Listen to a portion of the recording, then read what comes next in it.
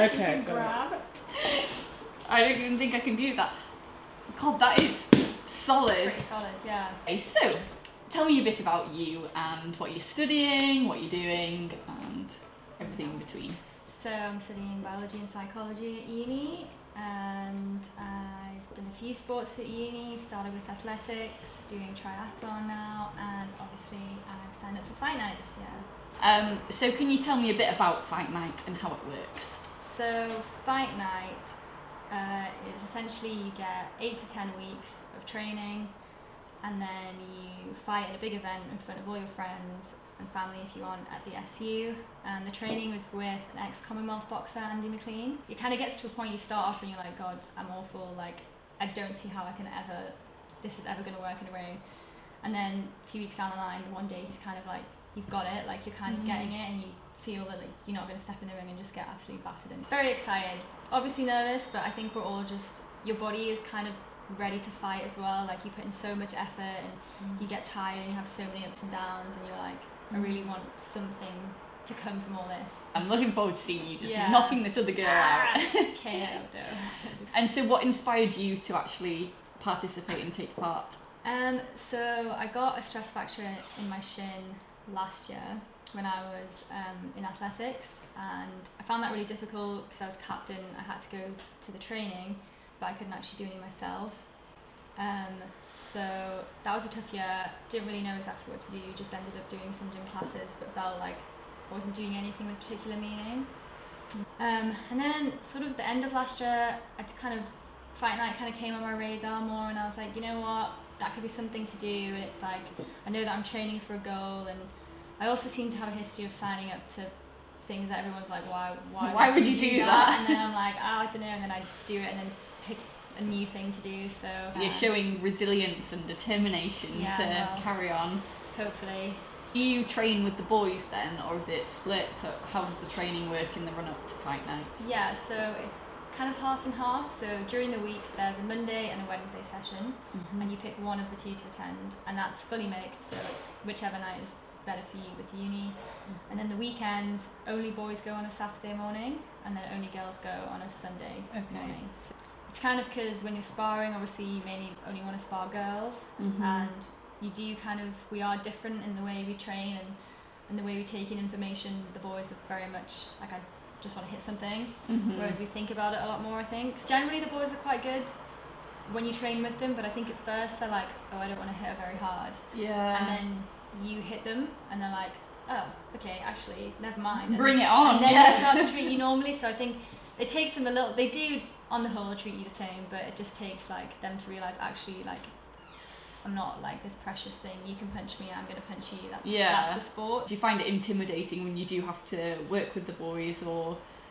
Yeah, definitely at first. The more you know about boxing, obviously the more, it's with any sport, the more you know about it, the more comfortable you feel going and doing it on your own. But I remember first stepping into the ring, seeing one girl on my first Fight Night training, and you just make a beeline and you're both like, hi. And you look at all the guys around you and you think like, oh, they must have done boxing before, because they're all like picking up gloves, they're punching the punch bags, and I'm kind of like, I don't know what any of this is, like, I don't know how to approach any of this stuff. So we just kind of like chat in the corner until we were given more direction, whereas the guys go straight in, and they have no more clue than boxing than I do. But I think it's that confidence difference in like sports and the aggressive sport of boxing as well. Yeah.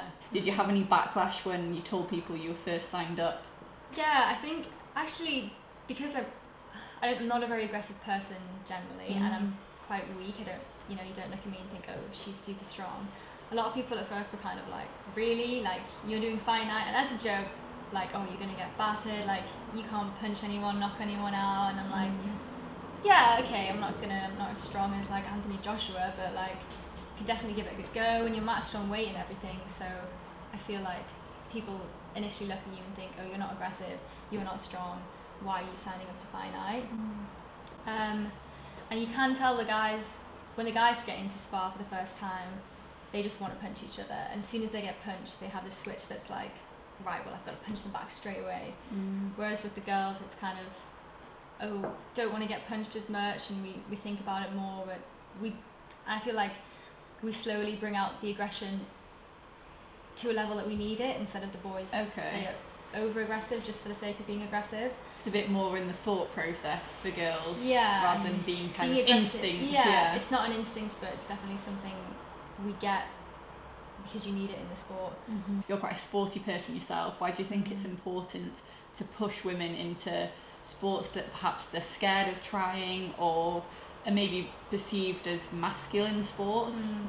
Yeah, I think with boxing, it's got this whole sort of view of it's young guys who are aggressive, it's pick them off the streets, and when you do look at a lot of the famous boxers that are aggressive, and Mike Tyson bit someone's ear off in a boxing match, and that's their innate aggression, and he didn't have a great upbringing, he was brought up a bit rough, but I think that's changing, and women then don't see it as, well, I could do that, like I'm not rough and aggressive from the streets, why should I do boxing? And it's like, it's actually a really technical sport, and there's so much to think about when you do it, and it's so rewarding when you do get it, that I think it's good to push women to see that side of it, instead of this is just a sport that aggressive, angry guys do.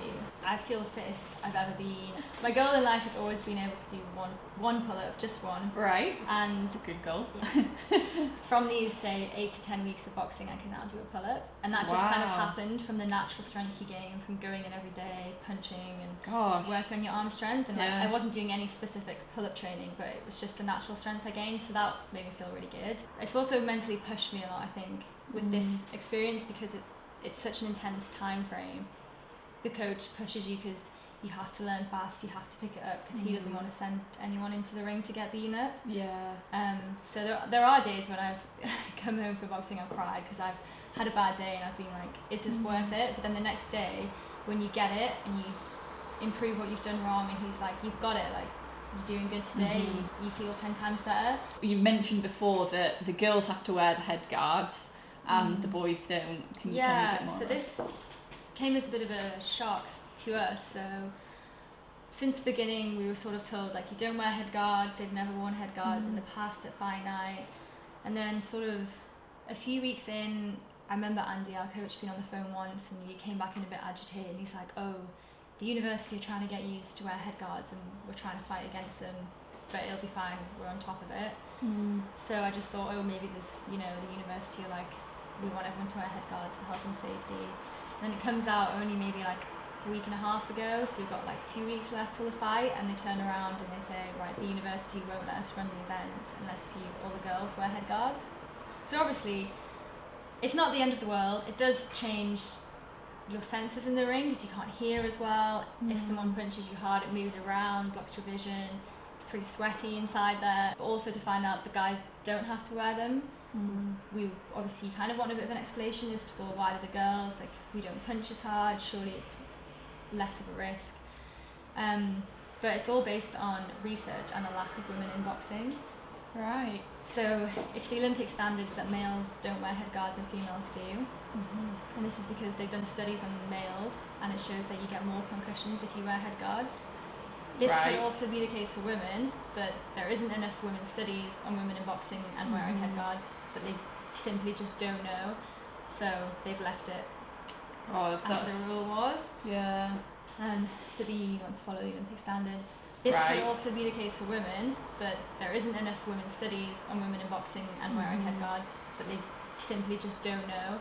I suppose as more women get into sports like boxing, then there'll be more studies done and such like, but I think the only way to change it is to try and get more women to do it, and to get people to want to do the research on it as well. It's just interesting that the uni decided this year of all years, when that's been the rule since I think like 2016, that men haven't and women have, that they've only decided now, and 2 weeks before our fight. What would you advise to anyone who is wanting to pick up the gloves and get in the ring?